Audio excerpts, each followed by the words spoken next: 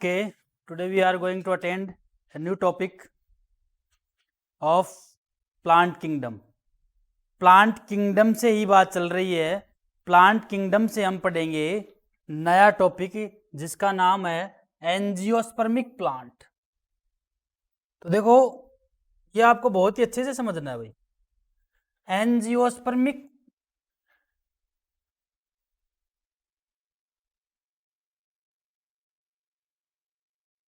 Angiospermic जो plant होते हैं, एंजियोस्पर्मिक प्लांट, वो आपको ये सबसे ज़्यादा आपको एंजियोस्पर्मिक प्लांट मिलेंगे। यानी अगर देखा जाए तो पादपों का सबसे बड़ा वर्ग यही होता है, एंजियोस्पर्मिक प्लांट का ही होता है। और इसमें आपको बड़े पेड़ मिलेंगे, इनके अंदर जड़, तना, पत्ती पूर्ण रूप से विभेदित मिलेगी, स्पष्ट संरचनाएं मिलेंगी।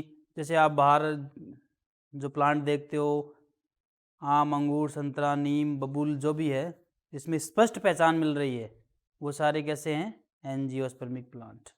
एंजियोस्पर्मिक प्लांट की अगर हम बात करें तो इनमें स्पष्ट पहचान होती है, यानी जड़, तना, पत्तियां पूर्ण रूप से विभेदित रहती हैं। इसके अलावा इनमें पुष्प रहते हैं, पुष्प लगते हैं। और इसके अलावा इनमें जो बीज है वो अंडाशय के अंदर होगा, यानी फल के अंदर बीज होता है और बीज के ऊपर बीज आवरण प्रेजेंट रहता है। क्या प्रेजेंट रहता है?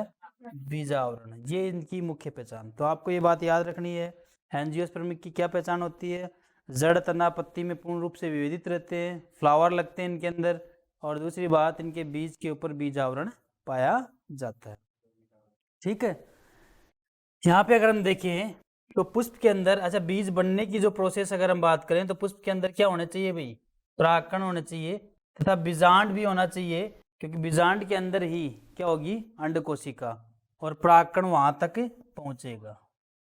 परागकण वहां तक पहुंचेगा, इसलिए बीजांड के अंदर अंड कोशिका और परागकण वहां तक पहुंचेगा, तो दोनों चीजें होंगी इसके अंदर। पादपों का सबसे बड़ा वर्ग है ये क्या है?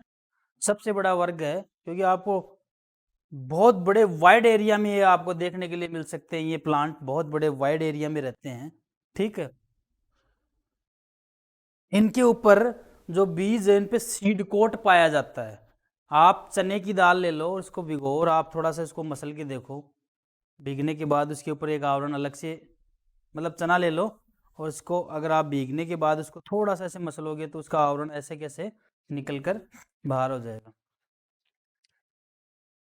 इसका माप जो होता है ये बहुत छोटे भी हो सकते हैं और बहुत बड़े भी हो सकते हैं। एक वाइड रेंज दिखा रखी है कि सूक्ष्मदर्शी देखने वाला है वुल्फिया और यूकेलिप्टस की अगर हम बात करें तो 100 मीटर से भी अधिक ऊंचाई होती है। 100 मीटर का मतलब होता है 3.5 गुणा 100, 3.5 फुट हो जाता है 1 मीटर में। इतना ही होता है ना? तो आप इससे मल्टीप्लाई करो, कितना हो गया? 100 से 3.5 को कितने हो गए? 350। कितने हो गए? इतना बड़ा हो सकता है। और यूकेलिप्टस कहाँ मिलेगा आपको? कहाँ देखने जाओगी यूकेलिप्टस आप? चलो इसको कॉमन भाषा में बताऊं, सफेदे का पेड़ देखा? सफेदे का यूकेलिप्टस होता है। ठीक है। आगे अगर हम बात करें तो एंजियोस्पर्मिक प्लांट जो हैं आर्थिक रूप से हमारे लिए बहुत उपयोगी है भाई, है कि नहीं है? इनसे हमें भोजन मिलता है, चारा, ईंधन, औषधियां। इनसे हमें भोजन, चारा, ईंधन और औषधियां प्राप्त होती है, इसलिए ये आर्थिक रूप से भी हमारे लिए उपयोगी है। ठीक है। इनके खुद के दो वर्ग बनाए हुए हैं, एक बीजपत्री पादप और द्विबीजपत्री पादप। तो दो बीजपत्री वाला पादप, उसमें तो 2 बीजपत्र होते हैं, जैसे चना हो गया, मटर हो गया। और एक बीजपत्री में एक बीजपत्र होता है, जैसे गेहूं हो गया, एक बीजपत्री। ठीक है। द्विबीजपत्री पौधों की पहचान बीजों में 2 बीजपत्रों के होने से इनमें जो पत्तियां होती हैं उनमें जालिका रूपी शिराविन्यास होता है। तो अगर आप देखो पत्ती को, तो उसके अंदर जो शिराविन्यास है जालिका, ये पहले भी पढ़ लिया हमने ना। और जो एक बीजपत्री है उसमें समांतर शिराविन्यास से, याद आया? पत्तियां चिपकाई भी थी आपने, ठीक है। और जिसको याद नहीं है वो एक बार देख लेना उस कॉपी को, काम आएगी वो भी अब, ठीक है। तो द्विबीजपत्री की क्या पहचान बता रखी है कि इनके अंदर जो बीज होता है उसके दो बीजपत्र होते हैं, तथा पत्तियों के अंदर कौन सा शिराविन्यास पाया जाता है? जालिका शिराविन्यास पाया जाता है, ठीक है। पुष्प के प्रत्येक पुष्पीय चक्कर में 4 अथवा 5 सदस्यों के होने के आधार पर की जाती है। ऑब्वियसली अगर देखा जाए तो 4, परिदल पुंज को एक और काउंट कर लेते हैं, वैसे 4 ही आप काउंट करोगे। कौन से 4? बाह्य दलपुंज, दलपुंज, पुमंग और जाया, ठीक है।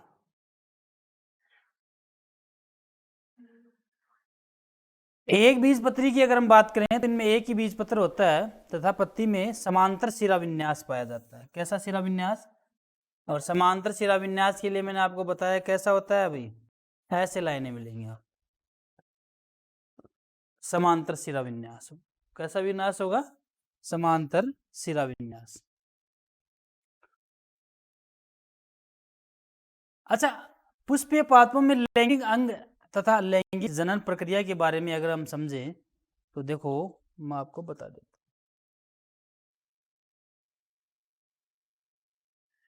हूँ। एंजियोस्पर्मिक प्लांट की बात कर रहे हैं तो ये जो प्लांट होता है इसके अंदर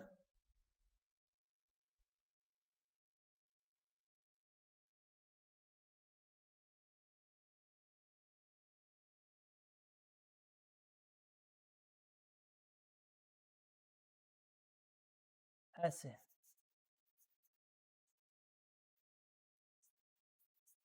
ऐसे मैं स्पष्ट दिखाने के लिए बना रहा हूं आपको। ये सॉरी, ये जो है इसको आप बोलोगे पुंकेसर, क्या कहेंगे? पुंकेसर। और पुंकेसर की अगर बात आती है तो ये पुष्प का नर जनन अंग होता है। क्या होता है? बहुत सारे पुंकेसर आपस में इकट्ठे हो जाएंगे तो उस कंडीशन को हम कहेंगे पुमंग। या फिर आप कह सकते हो पुमंग की एक इकाई क्या कहलाएगी? इधर से बोलो तो क्या बोलोगे? पुंकेसरों का गुच्छा पुमंग कहलाता है, पुमंग की इकाई पुंकेसर कहलाती है। आप कैसे भी बोलो।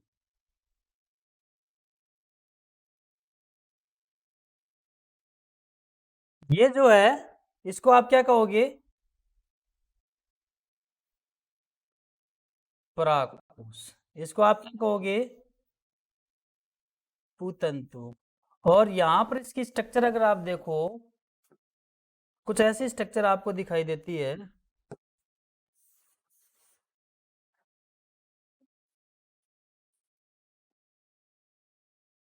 ठीक है।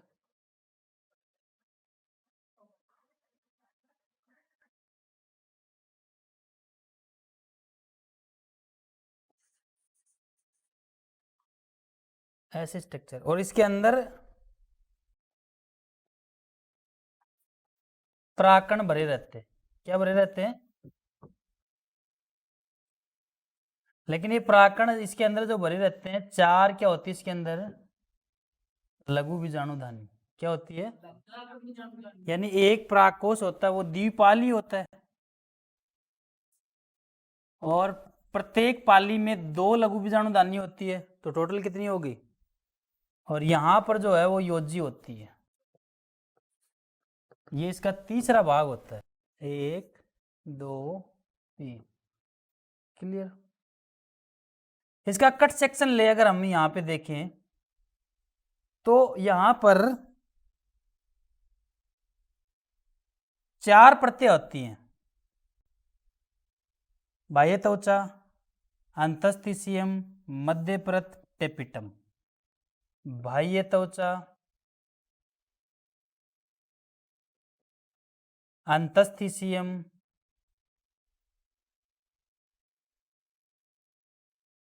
मध्य परत और टेपिटम। ये 4 लेयर होती हैं।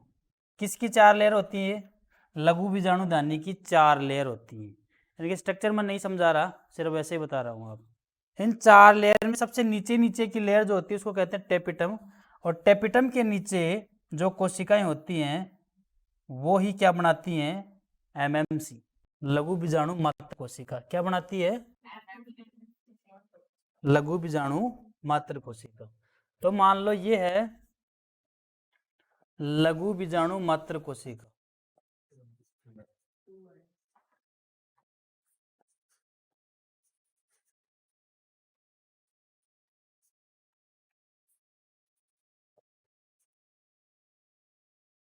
क्या है ये, लघु बीजाणु मात्र कोशिका।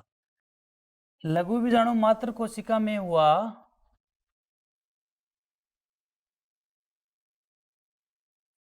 मियोसिस, अर्धसूत्रीय विभाजन, जिसके फलस्वरूप बनी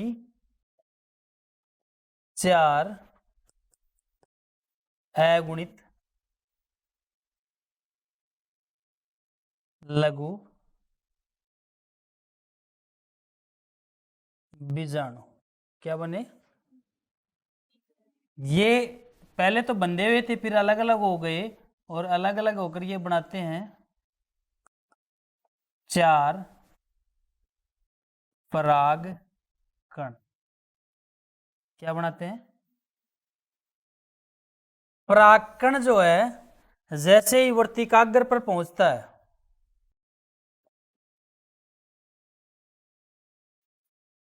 किस पर पहुंचता है,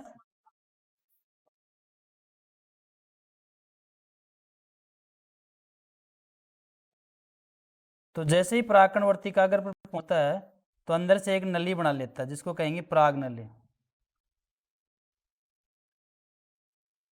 और पराग नली के आगे आगे के छोर पे रहते हैं 2 नरिग्मक। क्या रहते हैं, और ये वर्तिका से प्रवेश करता हुआ किस में चला जाएगा, बीजांड के अंदर चला जाएगा। अंडाशय के अंदर ही होता है बीजांड, उसके अंदर चला जाएगा। और ये हैं 2 नरयुग्म। क्लियर। तो लघु बीजाणु मात्र कोशिका से लघु बीजाणु बनने की प्रक्रिया को कहा जाता है लघु बीजाणु जनन। क्या कहा जाता है, लघु बीजाणु जनन। क्लियर, इतनी बात समझ में आई, ताकि वो हम रीड करें तो उसमें कोई दिक्कत नहीं है। अब आपका कॉन्सेप्ट मैंने क्लियर कर दिया, ठीक है। यही था ना, यही था, इससे पहले तो ये था, ठीक है। देखो, आवर्त बीजी पादपों में नर लैंगिक अंग पुंकेसर तथा मादा लैंगिक अंग स्त्रीकेसर। पुमंग के बारे में मैंने आपको बताया, यह का नर जनन अंग होता है। पुमंग की एक इकाई को क्या कहते हैं, पुंकेसर। पुंकेसर के 3 भाग होते हैं भाई, एक तो होता है परागकोश, एक होता है योजी और एक होती है परागकोश। द्विपाली होता है, प्रत्येक पाली में 2 प्रकोष्ठ होते हैं जिनमें क्या भरे रहते हैं। ये बात हो गई क्लियर, ओके। अब ये मैंने आपको वैसे समझाया, पुमंग के अंदर ही बात है। परागकोश की प्रत्येक प्रकोष्ठ को हम क्या कहेंगे, और लघु बीजाणु दानी में लघु बीजाणु भरे रहते हैं जो परिवर्धन द्वारा किसका निर्माण करते हैं, यानी ये जो लघु बीजाणु है ये परिवर्धन के द्वारा किसका निर्माण करते हैं, लघु बीजाणु जनन।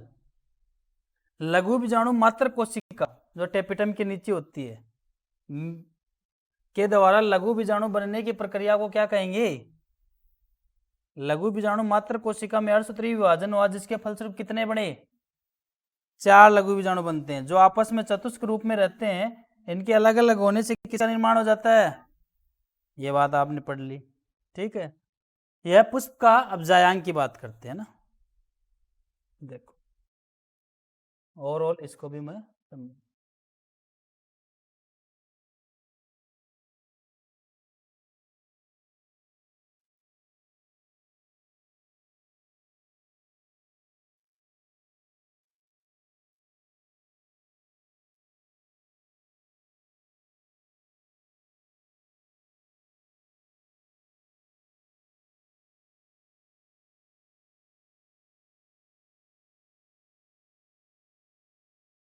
इसके अंदर हम बनाएंगे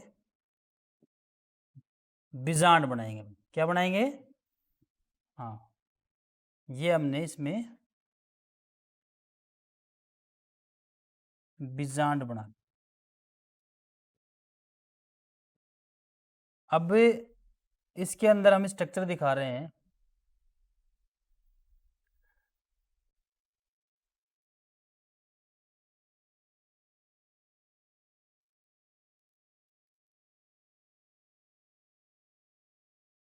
ठीक है, अब यहाँ पर देखो इसको, ये है अंडाशय। क्या है? अंडाशय। और अंडाशय के अंदर जो गोल संरचना होती है उसको हम क्या कहते हैं? बीजांड। क्या कहते हैं? बीजांड। और बीजांड के ऊपर के अंदर जो बीजांड के अंदर जो थैलेनुमा संरचना होती है उसको हम कहते हैं,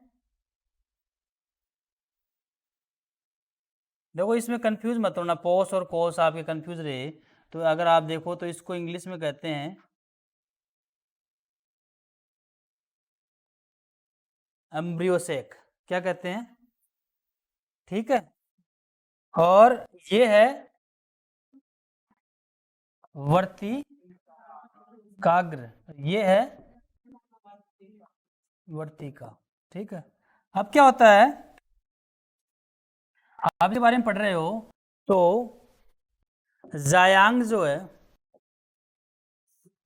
इसकी एक इकाई को आप कहते हो, अंडक के होते हैं 3 भाग, वर्तिकाग्र, वर्तिका और अंडाशय। कौन कौन से होते हैं? ठीक है, वर्तिकाग्र फैला हुआ भाग होता है जो परागकणों को ग्रहण करता है। ये ट्यूब लाइक स्ट्रक्चर होती है और ये फ्लास्क नुमा होता है जिसमें बीजांड होता है। बीजांड एक भी हो सकता है और ज्यादा भी हो सकते हैं, यहाँ तो एक को ही समझा रहे हैं। ठीक है, अब इतनी बात हो जाती है। अब यहाँ पर परागकण आता है। अब परागकण जब यहाँ पे आ जाता है तो वो क्या बनाएगा? परागनली। परागनली जैसे ही इसके अंदर एंटर होगी तो परागनली के अंदर क्या होते हैं? 2 नरयुग्मक। क्या होते हैं? ये दोनों काम आएंगे। ठीक है, जब ये बीजांड द्वार के जरिए, देखो इसको कहोगे आप बीजांड द्वार, नीचे वाले को क्या कहोगे? जिसको कहोगे अध्यावरण। क्या कहोगे? इसको कहोगे आप निभाग। क्या कहोगे? ये भ्रूणकोश। इसमें ऊपर की जो 3 कोशिकाएं उनको आप कहोगे प्रतिमुखी कोशिका। क्या कहोगे? नीचे की जो 3 कोशिका हैं, एक अलग कलर से बनाइए, 2 सेम से, जो 2 सेम से उनको कहोगे आप सहायक, और जो अलग से उसको कहोगे 2 सहायक कोशिका और एक अंड कोशिका। एक बीच के अंदर ये कोशिका एक ही है लेकिन इसमें केंद्रक 2 हैं, इसको आप कहोगे द्वितीयक केंद्रक। क्लियर? इतनी इतनी बात हो जाती है। अब जैसे ही ये अंदर आती है परागनलिका, इसके अंदर प्रवेश करती है बीजांड द्वार से, तो बीजांड द्वार से होते ही जैसे भ्रूणकोश के पास पहुंचती है तो ये जो है वो शीर्ष से फट जाती है। ये शीर्ष से फट जाती है अंदर जाके। ठीक है, शीर्ष से फट गई। फटते ही यहाँ पे कुछ प्रक्रिया होती है, ऊपर की 3 कोशिकाएं नष्ट हो जाती हैं और 2 सहायक कोशिकाएं भी नष्ट हो जाती हैं। अब बचता इसके अंदर सिर्फ क्या है? एक तो अंड कोशिका और एक द्वितीयक केंद्रक, बस इतना बचता है इसके अंदर, और बाकी सारा नष्ट हो जाता है। अब ये दोनों नरयुग्मक बाहर निकल जाते हैं, मैंने रेड कलर से दिखा रखे हैं। एक नरयुग्मक तो इससे जुड़ जाता है शीघ्र ही, और एक इससे जुड़ जाता है। तो कितनी बार जुड़े? तो निषेचन कितनी बार हुआ? तो इसको कहेंगे द्विनिषेचन। क्या कहेंगे? यहाँ पर 2 पहले से थे और एक और जुड़ गया तो क्या हो गया? त्रिक। 3 बार संलयन हो गया, तो द्विनिषेचन और त्रिक संलयन की प्रक्रिया होती है। एक नरयुग्मक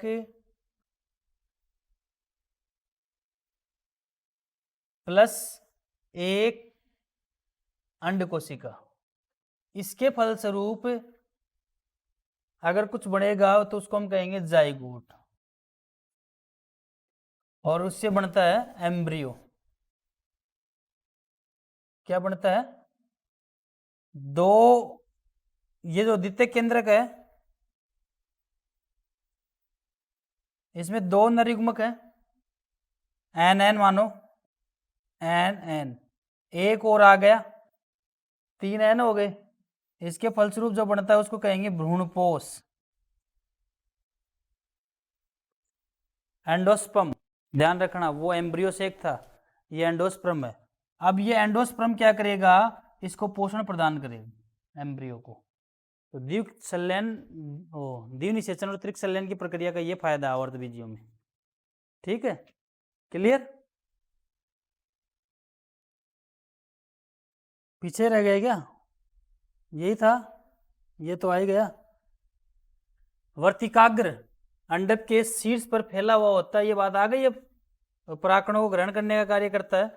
वर्तिका नलिका रूपी होती है जिसमें पराग नलिका वृद्धि करती है। अंडाशय फ्लास्क नुमा रचना है जिसमें बीजांड होता है। प्रत्येक अंडाशय में एक अथवा एक या अधिक बीजांड होते हैं जो चपटे गद्देदार बीजांड आसन से जुड़े रहते हैं। आवर्तबीजी पादपों में अंडाशय में उपस्थित गोल संरचना क्या कहलाती है? बीजांड में उपस्थित गोल संरचना बीजांड काय। प्रारंभ में बीजांड काय की सभी कोशिकाएं समान होती है। इसमें भी देख लो, ये नहीं बताया आपको, ये बनेगा कैसे। ये बीजांड है और इसके अंदर ये बीजांड काय। क्या है? प्रारंभ में बीजांड काय की सभी कोशिकाएं समान रहती हैं। फिर इनमें से एक कोशिका आकार में बड़ी हो जाती है। जो बड़ी हो जाती है उसको कहा जाता है गुरु बीजाणु मात्र कोशिका। ये 2n है, इसमें अर्धसूत्री विभाजन होता है। उसी की तरह इससे 4 गुरु बीजाणु बनते हैं, सारे एन अगुणित कोशिकाएं ये, क्योंकि अर्धसूत्री विभाजन हो गया। इनमें ये 3 जो हैं ये नष्ट हो जाते हैं, पोषण दे देते हैं इसको सारा, और ये सक्रिय हो जाता है, सक्रिय गुरु बीजाणु क्या हो जाता है ये।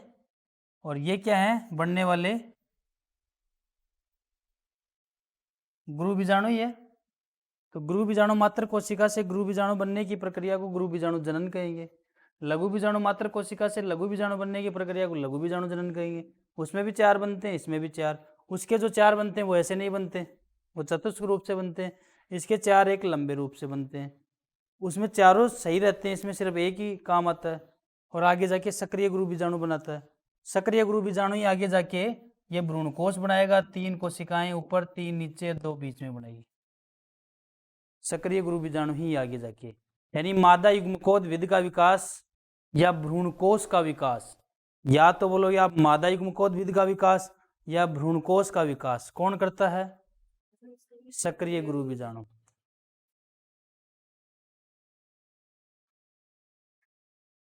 प्रारंभ में बीजांड काय की सभी कोशिकाएं समान व मर्दूत की, यानी एक ही प्रकार की उत्तक से बनी हुई है। इसके बाद बीजांड काय की एक कोशिका आकार में बड़ी व सघन जीव द्रव्य युक्त हो जाती है। इसे क्या कहेंगे? गुरु बीजाणु मात्र कोशिका। और इस गुरु बीजाणु मात्र कोशिका जो द्विगुणित होती है, इसमें अर्धसूत्री विभाजन होगा, जिसके फलस्वरूप क्या बनेंगे? चारों अगुणित गुरु बीजाणु रेखिक क्रम में होते हैं, ऐसे रेखिक क्रम में होते हैं। ठीक है। और जो बीजाणु द्वार की तरफ स्थित गुरु बीजाणु होता है उसको पोषण देके सारे नष्ट हो जाते हैं। बनने वाला गुरु बीजाणु क्या कहलाएगा?